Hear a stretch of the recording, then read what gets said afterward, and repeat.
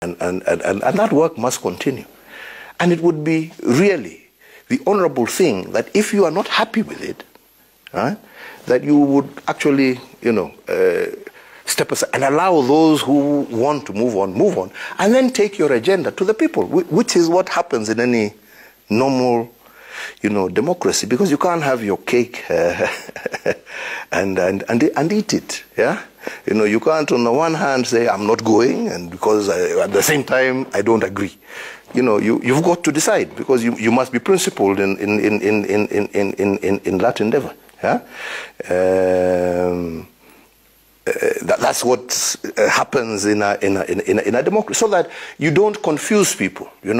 On the one hand, you want to sing the praises of a government, that you are saying that yes, this is we have done, and you want to ride on them. But yet, on the other side of your mouth, you're talking another language. So I don't want to say much, but like I'm saying, I will not be deviated from the agenda I have set on course. BBI was just one of them. We still have also the big four, which we have been consistently following, and we will continue with the agenda as we have it.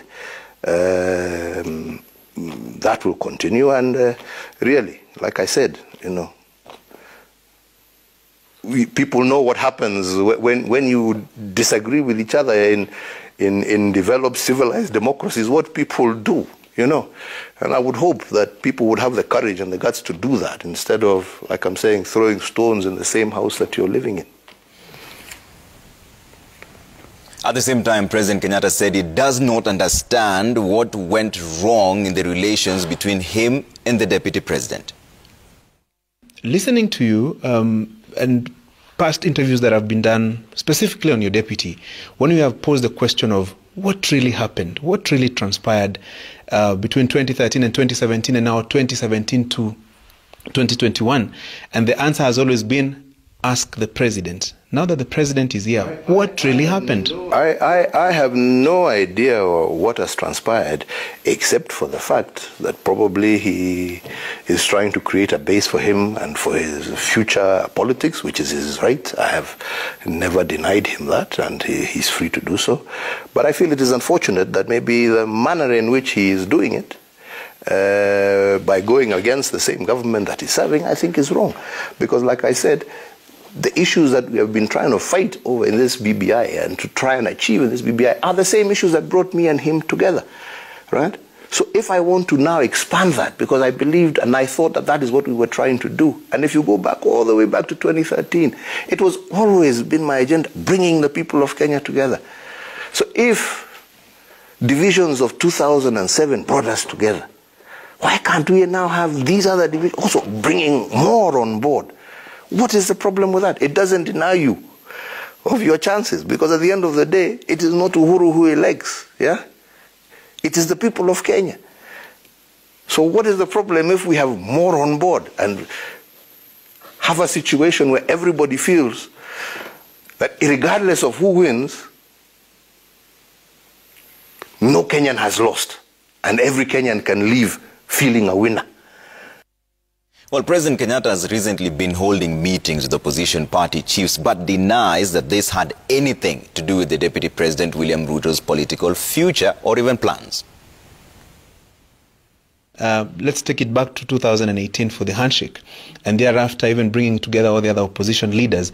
We've seen you meet them in Mombasa, here at State House, Nairobi, and there's always been this feeling like you're trying to manage your succession at the exclusion of your deputy. Would that be the case? For what reason? If he were to embrace this process that we were, the only reason because he's been how you don't call somebody who is against what you're trying to do. He has been opposed to it. For what reason, I don't know, but he has been opposed to it. Those meetings have not been about selecting a candidate. It's by saying, what is it that we agree? Do we agree on this? How do we birth this baby, yeah, that we are all believing in, right? Nobody wants to leave anybody out, because at the end of the day, like I'm saying, if we can actually come together and find people of common mind who want to push a particular agenda, then you have to do it, right? But you can't bring on board who is opposed and literally doesn't want to see it happen. And I fail to understand, because you've been part of the process. It would have been wonderful had we all walked together as Kenyans, right? That's what we did even when we went to Bomas. You know, didn't we all say, let us come together, right?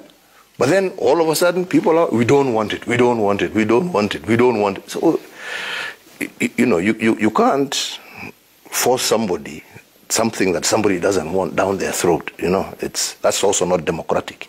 Yeah, you have to allow democracy to prevail, right?